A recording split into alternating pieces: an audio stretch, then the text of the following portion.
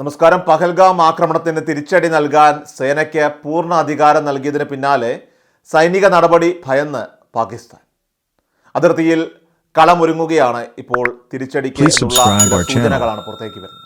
24 മുതൽ 36 മണിക്കൂറിനുള്ളിൽ ഇന്ത്യ തിരിച്ചടിക്കുമെന്ന് കൃത്യമായിട്ടുള്ള വിവരം തങ്ങൾക്ക് ലഭിച്ചുവെന്ന് പാക് വാർത്താ വിതരണ മന്ത്രി അദൌള തരാർ പ്രതികരിക്കുകയുണ്ടായി. ഐക്യരാഷ്ട്രസഭയുടെ ഇടപെടലും പാകിസ്ഥാൻ ഇപ്പോൾ തേടിയിരിക്കുകയാണ്. മേഖലയിലെ സാഹചര്യത്തിൽ ആശങ്ക രേഖപ്പെടുത്തിയ ഐക്യരാഷ്ട്രസഭ സെക്രട്ടറി ജനറൽ ആന്റോണിയോ ഗുട്ടറസ് ഇരു രാഷ്ട്രങ്ങളും ചർച്ചയിലൂടെ ഇതിന് പരിഹാരം കാണണമെന്ന് നിർദ്ദേശിക്കുകയുണ്ടായി. എന്നാൽ സ്ഥിതി വഷളാക്കരുത് എന്ന് ഇന്ത്യയോടും പാകിസ്ഥാനോടും US ഇപ്പോൾ ആവശ്യപ്പെട്ടിട്ടുണ്ട്. ഇന്ത്യ ആകട്ടെ ഇപ്പോൾ ശക്തമായിട്ടുള്ള തിരിച്ചടിക്ക് ഒരുങ്ങവേ ഡൽഹിയിൽ അതിനിർണായകമായിട്ടുള്ള യോഗങ്ങൾ ചേരുകയാണ്. രാഷ്ട്രീയ കാര്യങ്ങൾക്കുള്ള കേന്ദ്ര മന്ത്രിസഭാ സമിതിയാണ് യോഗം ചേരുന്നത്. അതോടൊപ്പം തന്നെ ജമ്മു കാശ്മീരിൽ ഭീകരർക്കായിട്ടുള്ള തെരച്ചിലും ഇപ്പോൾ അതീവ ജാഗ്രതയോടുകൂടി തുടരുകയാണ്. അതേസമയം അന്താരാഷ്ട്ര അതിർത്തിയിൽ അടക്കം ഇപ്പോൾ വെടിനിർത്തൽ കരാർ ലംഘിച്ച പാകിസ്ഥാന്റെ പ്രകോപനവും തുടരുന്നുണ്ട്. പഞ്ചാബ് അതിർത്തിയിൽ പിടികൂടിയ BSF ജവാനെ ഇതുവരെ വിട്ടു നൽകാനായിട്ട് പാകിസ്ഥാൻ തയ്യാറായിട്ടില്ല. ദൗത്യം അധികം അകലെയല്ല എന്ന് സൂചിപ്പിച്ചുകൊണ്ട് നാവികസേന യുദ്ധക്കപ്പലുകളുടെ ചിത്രം ഇപ്പോൾ പോസ്റ്റ് ചെയ്തിരിക്കുകയാണ്. ഏതായാലും ഇന്ത്യയുടെ ഈ നീക്കങ്ങൾ സ്ഥിരീകരിക്കുകയും അല്ലെങ്കിൽ ഇത് ഉറപ്പിക്കുകയും ചെയ്യുന്നത് തീർച്ചയായിട്ടും പാകിസ്ഥാന്റെ ഭാഗത്തു നിന്ന് തന്നെയാണ്. പ്രധാനമന്ത്രിയും RSS മേധാവിയുമായി കൂടിക്കാഴ്ച നടത്തിയത് ഒരു യുദ്ധത്തിലേക്ക് നീങ്ങാനാണ് എന്നാണ് ഇപ്പോൾ പാകിസ്ഥാനിലെ മന്ത്രിമാർ പോലും ആരോപിക്കുന്നത്. 24 തൊട്ട് 36 മണിക്കൂറിനുള്ളിൽ അങ്ങനെ ഒരു നീക്കം ഇന്ത്യ നടത്തുമെന്ന് പാക് ഇന്റലിജൻസ് ഇപ്പോൾ റിപ്പോർട്ട് ചെയ്തുവെന്ന് പാക് മന്ത്രി തന്നെ ആരോപിക്കുന്ന ഒരു സാഹചര്യമാണ് ഉണ്ടായിരിക്കുന്നത്. ഇതോടെ പാകിസ്ഥാൻ ഇപ്പോൾ ആകെ വിറളി പിടിച്ചിരിക്കുകയാണ്. ഡൽഹിയിൽ നടക്കുന്ന രാഷ്ട്രീയ നീക്കങ്ങളെല്ലാം തന്നെ അതീവ രഹസ്യ സ്വഭാവമുള്ളതും ഗൗരവമേറിയതുമാണ്. ഡൽഹിയിൽ നിർണായക യോഗത്തിൽ പ്രധാനമന്ത്രി, സംയുക്ത സേനാ മേധാവി, ഒപ്പം തന്നെ 3 സേനകളുടെ തലവന്മാർ, പ്രതിരോധ മന്ത്രി തുടങ്ങിയവരുമായിട്ട് ഇപ്പോൾ ചർച്ചകൾ നടന്നു വരികയാണ്. ഈ ചർച്ചയ്ക്ക് ശേഷമാണ് ഒരു പ്രഖ്യാപനം ഇപ്പോൾ വന്നിരിക്കുന്നത്. അത് സൈന്യത്തിന് പരിപൂർണ അധികാരം നൽകിക്കൊണ്ടായിരുന്നു ആ ഒരു പ്രഖ്യാപനം. അതായത് പാകിസ്ഥാൻ ഇനി തിരിച്ചടി നൽകാം, അതിർത്തിയിലെ ഭീകരതയ്ക്കും അതിർത്തി കടന്നുള്ള ഭീകരതയ്ക്കും തിരിച്ചടി നൽകാം.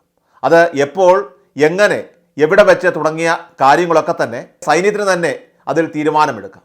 അങ്ങനെ ഒരു പൂർണ്ണ അധികാരം ഇപ്പോൾ സൈന്യത്തിന് കേന്ദ്ര സർക്കാർ ഇപ്പോൾ നൽകുകയുണ്ടായി. അതിന് പിന്നാലെയാണ് പാകിസ്ഥാന്റെ ഭാഗത്തുനിന്ന് ഇത്തരമൊരു പ്രതികരണം കൂടി ഇപ്പോൾ വന്നിരിക്കുന്നത്. അതും ആശങ്ക രേഖപ്പെടുത്തിക്കൊണ്ടുള്ള ഒരു പ്രതികരണം ഇപ്പോൾ പുറത്തു വരുന്നത്. പ്രത്യേകിച്ച് പാകിസ്ഥാൻ വാർത്താ വിതരണ മന്ത്രി അദൌള തരാർ തന്നെയാണ് ഇന്ത്യയുടെ ഈ യോഗത്തിൻ്റെ വിശദാംശങ്ങളൊക്കെ തന്നെ പുറത്തു വന്നതിന് ശേഷം ഇന്ന് പുലർച്ചെ ഇത്തരമൊരു ട്വീറ്റ് Xലൂടെ കുറിച്ചത്. അതും വീഡിയോ സഹിതമാണ്. അതിൽ കാര്യങ്ങൾ വിശദീകരിക്കുന്ന രീതിയിലാണ് ആ ട്വീറ്റ്. അതിലാകട്ടെ 24 മണിക്കൂർ മുതൽ 34-36 മണിക്കൂറുകൾക്കുള്ളിൽ ഇന്ത്യ സൈനിക തലത്തിൽ തന്നെ പാകിസ്ഥാനെതിരെ നടപടി ഉണ്ടാകുമെന്ന രഹസ്യാന്വേഷണ വിഭാഗത്തിൻ്റെ വിവരങ്ങൾ തങ്ങൾക്ക് ലഭിച്ചുവെന്ന് പാകിസ്ഥാൻ ഇവിടെ പറയുകയാണ്. പിന്നീടുള്ള കാര്യങ്ങളൊക്കെ തന്നെ ഇദ്ദേഹം പാകിസ്ഥാനെ ന്യായീകരിച്ചുകൊണ്ടാണ് പറയുന്നത്. അതായത് ഒരു തെളിവും ഇന്ത്യയുടെ കൈവശമില്ല, മാത്രവുമല്ല ഇന്ത്യ തന്നെ വിധിക്കുന്നു, ഇന്ത്യ തന്നെ നടപ്പാക്കുന്നു, അതാണ് കാലങ്ങളായിട്ട് ചെയ്തുകൊണ്ടിരിക്കുന്നതെന്ന് തുടങ്ങി പാകിസ്ഥാനെ അദ്ദേഹം അങ്ങ് കിടന്നങ്ങ് ന്യായീകരിക്കുകയാണ്. പക്ഷേ ഇദ്ദേഹത്തിൻ്റെ ആ പ്രസ്താവനയിൽ അവർക്ക് വലിയ രീതിയിലുള്ള ആശങ്കയും ഭയവുമുണ്ട്. കാരണം ഇപ്പോൾ ഒരു സൈനിക നടപടി പാകിസ്ഥാൻ തീർച്ചയായും ഭയക്കുക തന്നെ ചെയ്യുന്നുണ്ട്. മാത്രവുമല്ല ഐക്യരാഷ്ട്രസഭ ജനറൽ സെക്രട്ടറി പാക് പ്രധാനമന്ത്രിയുമായി സംസാരിച്ചിരുന്നു. വിദേശകാര്യമന്ത്രി S ജയശങ്കറുമായിട്ടും ഐക്യരാഷ്ട്രസഭ സെക്രട്ടറി ജനറൽ സംസാരിക്കുകയുണ്ടായി. ഇതിൽ പാക് പ്രധാനമന്ത്രി സൂചിപ്പിച്ച പ്രധാനപ്പെട്ട കാര്യം UN ഇടപെടണമെന്നാണ്. അതായത് ഒരു യുദ്ധം ഒഴിവാക്കാൻ UN ഇടപെടണമെന്നാണ് പാകിസ്ഥാന്റെ പ്രധാന ആവശ്യം. ഏതായാലും ഇന്ത്യയുടെ വലിയൊരു സൈനിക നടപടി തന്നെ ഇപ്പോൾ ആ തലത്തിൽ പാകിസ്ഥാൻ പ്രതീക്ഷിക്കുന്നുണ്ട് എന്ന് വേണം ഈ പ്രസ്താവനയിൽ നിന്നൊക്കെ തന്നെ വായിച്ചെടുക്കാനായി. ഏതായാലും ഐക്യരാഷ്ട്രസഭ ഈ ഘട്ടത്തിൽ ഇന്ത്യക്കൊപ്പമാണെന്ന് പറഞ്ഞിട്ടുണ്ട്. പഹൽഗാം ഭീകരാക്രമണത്തിൽ അവർ ആശങ്ക രേഖപ്പെടുത്തിയിട്ടുമുണ്ട്, ദുഃഖം രേഖപ്പെടുത്തിയിട്ടുണ്ട്. അതുകൊണ്ട് തന്നെ കുറ്റക്കാരെ തീർച്ചയായിട്ടും നിയമത്തിന് മുൻപിൽ കൊണ്ടുവരണമെന്ന് പറയുകയാണ് ഇപ്പോൾ ഐക്യരാഷ്ട്രസഭ. പക്ഷേ ചർച്ചയിലൂടെ പ്രശ്നങ്ങൾക്ക് പരിഹാരം കാണണമെന്നാണ് ഇപ്പോൾ UN ആവശ്യപ്പെട്ടിരിക്കുന്നത്. അതോടൊപ്പം തന്നെ USഉം സമാനമായിട്ടുള്ള രീതിയിലുള്ള പ്രതികരണമാണ് ഈ ഘട്ടത്തിൽ ഇപ്പോൾ നടത്തിയിരിക്കുന്നത്. ഏതായാലും നിർണായകമായുള്ള ചർച്ചകൾ ഇപ്പോൾ ഡൽഹിയിൽ നടക്കുകയാണ്. അതിൽ 3 യോഗങ്ങളാണ് ചേരുന്നത്. ആദ്യം കേന്ദ്ര മന്ത്രിസഭയുടെ രാഷ്ട്രീയകാര്യ സമിതിയാണ് ചേരുന്നത്. ഈ യോഗത്തിൽ ചില നിർണായകമായിട്ടുള്ള തീരുമാനങ്ങൾ ഉണ്ടായേക്കാം. കാരണം ഇത് 6 വർഷത്തിന് ശേഷമാണ് ഈ ഒരു യോഗം ചേരുന്നത്. ഏറ്റവും അവസാനമായിട്ട് ഈ യോഗം ചേർന്നത് 2019 പുൽവാമ ആക്രമണത്തിന് പിന്നാലെയാണ്. അന്ന് ചില നിർണായക തീരുമാനങ്ങളൊക്കെ തന്നെ ഇന്ത്യ കൈക്കൊണ്ടിരുന്നു. അതിനുശേഷമാണ് വ്യോമാക്രമണമടക്കം പാക് അധീന കശ്മീരിൽ ഇന്ത്യ നടത്തിയത്. മാത്രമല്ല മോസ്റ്റ് ഫോർവേഡ് നേഷൻ എന്ന പദവിയിൽ നിന്ന് പാകിസ്ഥാനെ ഒഴിവാക്കിക്കൊണ്ടുള്ള നടപടിയും അന്നാണ് കൈക്കൊണ്ടത്. ഈ സാഹചര്യത്തിൽ ഇന്നത്തെ രാഷ്ട്രീയ സമിതി യോഗത്തിൽ എന്തൊക്കെ തീരുമാനങ്ങൾ എടുക്കുമെന്നുള്ളത് ഇപ്പോൾ ഏറെ നിർണായകമാണ്. പ്രത്യേകിച്ചും രാഷ്ട്രീയ വിഷയങ്ങളിൽ, ആഭ്യന്തരവുമായി ബന്ധപ്പെട്ട വിഷയങ്ങളിൽ, സാമ്പത്തിക വിഷയങ്ങളിലൊക്കെ തന്നെയാണ് ഈ യോഗം ചേരാറുള്ളത്. സുരക്ഷാ കാര്യങ്ങൾക്കുള്ള മന്ത്രിസഭാ സമിതിയേക്കാൾ കുറച്ചുകൂടി വിപുലമായിട്ടുള്ള മന്ത്രിസഭാ സമിതിയാണിത്.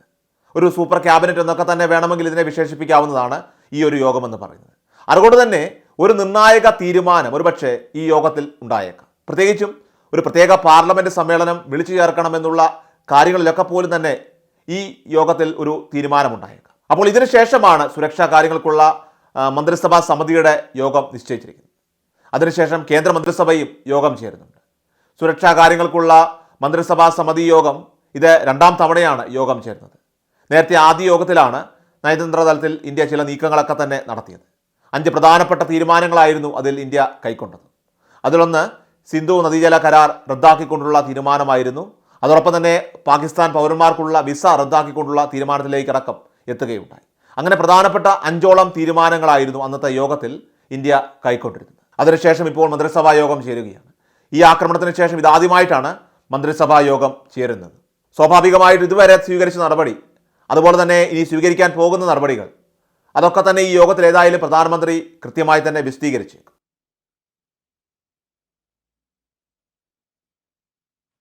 എല്ലാ ദിവസവും വാർത്തകൾക്കായി സബ്സ്ക്രൈബ് ചെയ്യുക, ഫോളോ ചെയ്യുക.